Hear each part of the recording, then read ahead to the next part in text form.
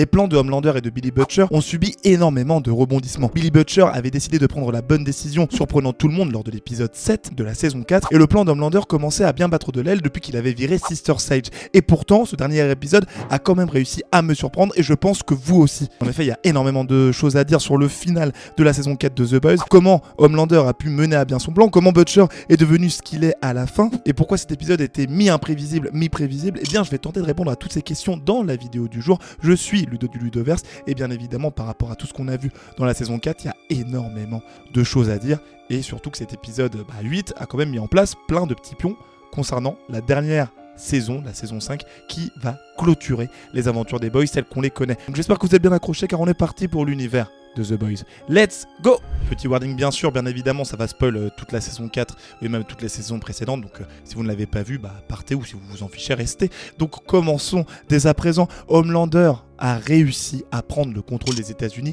et bien évidemment de la Maison Blanche. C'est lui le boss, il fait ce qu'il veut désormais, et même si on pouvait s'y attendre, parce que bon, voilà, en termes scénaristiques, c'est plus intéressant de le voir réussir à prendre la Maison Blanche et devenir le big boss, comme ça, lorsque les boys réussiront à le faire tomber, eh bien, ça rapportera un petit peu de tension. Donc là-dessus, ça va, on pouvait s'y attendre, mais par contre, la manière dont il l'a fait, donc en passant par la voie légale, et je mets vraiment les guillemets là-dessus, c'est quand même assez surprenant. Je vais vous expliquer un peu la manière dont je vois le truc, mais en gros, déjà, en fait, la prise de contrôle et du pouvoir par les super-héros qui soient en fait installés donc, dans toutes les villes des États-Unis, c'est déjà un sacré avancement, parce que c'est eux qui désormais font la sécurité, ils sont au-dessus en termes d'autorité que la police, donc ils ont un avantage hiérarchique, et c'est ce qu'il voulait justement Homelander suite au plan de Sister Sage qu'elle lui avait communiqué. On l'avait vu lorsqu'ils s'étaient rencontrés avec Victoria Newman et que Yui était, vous savez, au niveau de la piste de patinage. Dès lors que la loi martiale a été mise en place donc aux États-Unis, eh bien on n'a même pas besoin d'attendre la saison d'après, les super sont déjà en action et ont commencé à arrêter et chasser un peu tous les boys qu'ils pouvaient trouver, genre Mother's Milk, Yui, Starlight, enfin vous voyez un peu de qui je parle. Bon, je reviendrai là-dessus d'ailleurs un petit peu après, mais là vraiment le moment où ils m'ont eu, c'est que par rapport aux comics The Boys, ça se passe pas du tout comme ça. Enfin, d'une certaine manière si, parce que Homelander, il arrive à prendre le contrôle de la Maison Blanche, il arrive à prendre le contrôle d'une certaine manière des États-Unis, mais il le fait pas du tout en passant de manière à ce que le peuple puisse l'applaudir, etc. Il y va avec son armée de super-héros, il prend la Maison Blanche avec toute une armée qui est là pour le défendre, donc armée de super, et l'armée humaine n'accepte pas vraiment ce qu'ils sont en train de faire et donc commence à leur tirer dessus. Ils envoient même Billy Butcher pour aller leur casser les bouches. Donc de base, ils sont pas du tout acceptés par les États-Unis et ils sont pas, déifiés, considérés comme des héros. Enfin, voilà, c'était sûr que ça allait finir dans le chaos le plus total dans le comics, que je vais vous montrer d'ailleurs parce que je vais essayer. Parce que le comics est extrêmement lourd. Bon là je vous montre le tome 2 dans lequel tout se passe parce que c'est vers la fin du comics que ça arrive. Donc voilà, The Boys, le numéro 2, je vous le mets en face de ma grosse tête. Voilà, je le repose parce que sinon je vais me péter un bras. Voilà, hop. Et du coup dans ce comics que je viens de vous montrer, eh bien la prise de pouvoir, elle ne dure même pas un jour et tous les subs qui étaient présents, genre Homelander, Black Noir, ils sont arrêtés par Butcher et toute sa clique, donc sa clique de l'armée, pas les boys qui étaient pas forcément en train de se taper dessus, en train de leur taper dessus à ce moment-là, alors que là dans la saison 4, le pouvoir total est vraiment aux mains d'Homelander. On peut s'attendre donc à voir une saison 5 où on a le chef suprême qui le représente et on pourra voir une société totalement qui part à volo, basée sur la violence, la répression et la chasse des sorcières, si on peut appeler ça d'une certaine manière. Donc les Starlighters, je pense que ça s'appelle comme ça, tous ceux qui sont considérés comme des ennemis des supporters d'Homelander. On le rappelle, dans la saison, il y avait quand même une dissension entre ceux qui supportaient Homelander d'un côté et ceux qui supportaient Starlight de l'autre, et vu le plan du bon Homelander, son objectif c'est de prendre tous les Starlighters et tous ses opposants, soit les éliminer comme il l'a fait avec les gens de Vought qui auraient pu se retourner contre Homelander, soit de les mettre dans des prisons, d'utiliser les prisons de Tech Knight. Vous voyez le Batman de l'univers de The Boys. Voilà, on est totalement dans un régime totalitaire avec un dictateur et ça va filer droit, mais filer droit en fonction de la manière dont il voit une ligne droite. Si vous voyez un petit peu l'image que je suis en train de vous donner. Après bon, je dis au final que c'est grâce au plan d'Homelander, mais on le sait tous, et je n'arrêtais pas de le dire depuis, il me semble, la sortie des 3 premiers épisodes, vous pourrez aller voir sur la chaîne, comme quoi c'est le plan ultime de Sister Sage et non pas le plan d'Homelander. Pour moi, Sister Sage, elle se sert de tout le monde comme de ses pions. Elle a beau être arrivée auprès d'Homelander pour lui dire que tout était prévu, qu'elle a fait tout ça pour lui ou plus ou moins pour prouver au monde qu'elle pouvait faire ce qu'elle voulait et mettre en place n'importe quel plan parce que c'est la personne la plus intelligente. Et c'est difficile de contredire ce fait parce qu'elle avait quand même toutes les informations en tête, donc le fait qu'A-Train soit une taupe, le fait, elle avait même prévu qu'Homelander fasse des bêtises, des dingueries et beaucoup d'erreurs, et ça, elle l'avait aussi inclus dans son calcul, et elle l'a donc également manipulé pour le mettre tout en haut de la pyramide. Sister Sage avait vraiment tout prévu de A à Z, et ça lui a permis de se venger du monde qui ne l'a jamais respecté, parce qu'elle était une femme, et en plus elle était noire. Elle a toujours été un peu exclue, pas écoutée, et là vraiment, elle prend un rôle décisionnaire, un rôle très puissant pour la suite, et on peut s'attendre à ce que vraiment, déjà que son plan soit encore en cours, parce qu'elle l'a même dit dans la série, on rentre dans la phase 2 de son plan, et je pense donc toujours qu'elle veut un contrôle total de la société, et qu'elle va continuer à tirer les ficelles du monde tout en essayant de contrôler, canaliser ou peut-être de mettre à sa botte Homelander d'une manière ou d'une autre, mais tout en le faisant de manière intelligente parce que bon, c'est très compliqué de faire chanter Homelander aujourd'hui, il peut faire ce qu'il veut et je sais pas forcément comment elle pourrait y arriver, mais c'est sûr qu'elle a dû penser à d'autres choses par rapport à ce qui va se passer dans la saison 5. On attend, moi j'attends énormément de voir ça. Après bon, pour vous raconter un peu tout le plan détaillé, il y a une autre vidéo sur la chaîne, donc je vous inviterai à regarder après la fin de cette vidéo. Et puis bon, je m'étais aussi trompé sur quelques points parce que je crois que j'en avais parlé la semaine dernière ou la semaine encore avant concernant le plan de Sister Sage, parce que je pensais vraiment qu'elle était sur un délire un peu de sororité avec Victoria Newman, alors qu'au final elle avait également prévu qu'elle meure dans la série parce qu'elle avait besoin de s'en débarrasser, car elle était très compliquée à contrôler, et ça l'a encore confirmé dans ce dernier épisode de la saison 4, où elle a commencé à s'éloigner d'Homelander vu la pression qu'il lui mettait, et les menaces qu'il avait opérées auprès de sa fille. Donc ouais, c'est pas déconnant qu'elle ait voulu la mettre un petit peu de côté.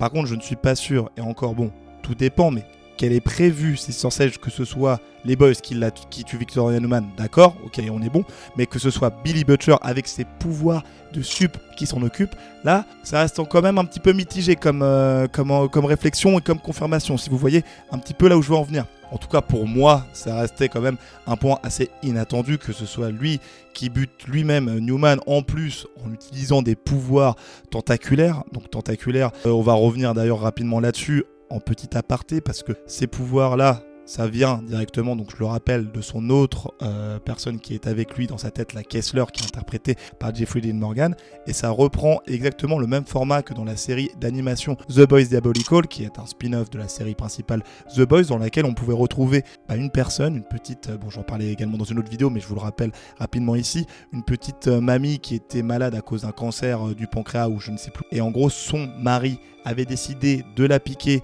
avec du composé V pour la sauver. Et ce qui s'est passé, c'est que son cancer s'est muté et a commencé à avoir des pouvoirs, basés sur un bail de tentacules chelou, un peu à l'image de ce qui arrive à notre bon Billy Butcher. Et ensuite d'ailleurs, cette entité, le cancer est sorti totalement du corps de la mamie pour faire le chaos et tuer plein de gens. Et la mamie, suite à cela, elle a quand même réussi à obtenir d'autres types de pouvoirs. Donc on peut peut-être même s'attendre à ce que dans la suite, ce soit le même cas avec Butcher. Mais pour revenir à Butcher en lui-même et le fait qu'il ait tué Victoria Newman et qu'il se soit un peu exclu des boys pour mettre en place son plan, on peut l'analyser d'une certaine manière, c'est que là aujourd'hui il n'a plus aucune patience, il est arrivé à court et tout ce qu'il veut c'est bien sûr de tuer tous ceux qui ont du composé V en eux pour éliminer la menace que représente Homelander, parce que malheureusement il a perdu tout espoir par rapport à Ryan, le fils d'Homelander et de son ex-femme Becca. Et moi ce qui m'a surpris, comme vous l'avez compris, j'avais fait l'emphase là-dessus au début de vidéo, mais c'est ce retournement de veste constant de la part de Butcher, parce que quand même il est passé par 3 phases, c'est-à-dire que la première, il avait décidé de créer le virus en kidnappant Samir, le mari ou le compagnon, de Victoria Newman, afin qu'il recrée le virus. La deuxième phase, c'est qu'il a appris qu'en créant le virus, pour pouvoir tuer évidemment Homelander, il faudrait que le virus soit diffusé dans l'air, que ça touche toutes les personnes qui ont du composé V. Et lui, il pouvait pas se retrouver avec tout ce sang sur les mains. C'est les termes qu'il a utilisés. C'est pour ça qu'il en a parlé aux boys et qu'il a essayé de travailler avec eux pour trouver une solution afin de cibler directement bien Homelander. Et ça aussi, on le comprend évidemment parce qu'il y avait quand même Ryan, son fils adoptif, Kimiko ainsi que Starlight qui ont du composé V et qui sont d'une certaine manière un peu ses compagnons amis. Je sais pas trop comment on peut les placer, mais voilà, il voulait pas les tuer également, surtout que ils sont proches de personnes qu'il apprécie, donc Frenchie ou encore Yui. Et la troisième et dernière phase, c'est qu'il a vu Ryan tuer ou blesser Grace. Bon, tout porte à croire qu'elle est morte, mais dans le doute, voilà, ça n'a pas été confirmé directement, mais on a entendu le cou se craquer, enfin bref, elle peut revenir paraplégique. Il y a plein de possibilités, mais je pense moi, personnellement qu'elle est décédée, elle est partie quand même assez brutalement. Et le problème du coup c'est que là Butcher il a plus du tout confiance envers le petit Ryan. Il avait fondé ses espoirs sur lui, mais sauf que vu qu'il a potentiellement tué Grace, la possibilité de le sauver est totalement rayée du cahier. C'est pour ça qu'il part solo et qu'il passe en mode furie. Après, concernant la décision de Ryan, bon, il y a quand même un petit problème et moi je pense qu'il aurait pu prendre un petit peu de recul, parce que à quel moment tu t'attends à ce qu'un petit jeune, tu lui dises en face, ton père c'est un malade, faut que tu le butes, on va t'entraîner à le buter, si tu nous écoutes pas, on te laisse ici et t'as aucun libre arbitre. À quel moment le jeune va être en mode ah non mais tranquille, ok, je vais vous écouter, je vais rester là, je vais réfléchir. Non, c'est pas comme ça que ça se passe, c'est normal que le mec il ait réagi comme ça, surtout qu'on l'a confronté, on l'a trahi, et après qu'il ait tué Grace, c'est pas forcément normal, mais qu'il ait tenté de se casser alors que des personnes l'empêchaient de faire ça, moi ça m'étonne pas trop. Surtout par rapport au passé d'Homelander qu'il a dû lui raconter à Ryan, en mode j'étais un enfant de laboratoire, on me laissait rien faire, j'avais aucun libre arbitre. Et là c'était exactement ce qui risquait de lui arriver. Donc c'est assez logique que Ryan se soit cassé. C'est plutôt donc la réaction de Butcher qui est totalement disproportionnée. Parce que là encore il aurait dû prendre les bonnes décisions et se dire juste voilà, le jeune il a quand même des super héros et on va essayer de l'accompagner, de lui donner encore des explications et de pas le forcer. C'est ce qu'il a essayé de faire avant qu'il tue Grace, mais dès qu'il y a eu ce moment là, ça a été le switch. Donc là c'est plus Kessler qui est en contrôle total entre guillemets, ou du moins il travaille main dans la main. Becca, ça fait quelques épisodes qu'elle est en mode ciao depuis qu'on a révélé que Kessler et la Becca là, étaient dans la tête de Butcher, donc je m'attends pas à ce qu'elle revienne, sauf peut-être dans la saison 5 pour mettre une cerise sur le gâteau en mode rédemption de Butcher, mais j'y crois moyennement. En tout cas, c'est sûr qu'il va créer le virus. Est-ce qu'il va s'en servir? Ça, c'est une autre question. Bon, on peut s'attendre à ce que non, ou qu'il soit arrêté, parce que bon, il y a quand même d'autres séries qui sont prévues. Donc je repense à Gen V saison 2, mais Gen V saison 2 se passe avant la saison 5. Donc a priori, ça devrait être carré, mais il y a la série The Boys Mexico qui est prévue également, après à voir si ça se passe avant ou après les événements de la série principale The Boys. Mais si ça se passe après, voilà, il y aura le retour des super. Bon, ça reste encore de la spéculation. Après, la grosse question qu'on doit se poser, c'est comment les boys vont réussir à arrêter Butcher plus Homelander. Bon là, ça nécessiterait que je rentre dans le détail, mais ce sera potentiellement dans une autre vidéo. Parce que là, ils sont déjà quasiment tous arrêtés. Il n'y a que Starlight qui a pu fuir, si je ne me trompe pas. Et donc ils vont devoir s'évader, mais comment? Parce que Starlight toute seule, face à toute cette armée de tubes, ça risque d'être très complexe. Il y a d'autres alliés comme A-Train qui se balade, on ne l'a pas vu dans le dernier épisode,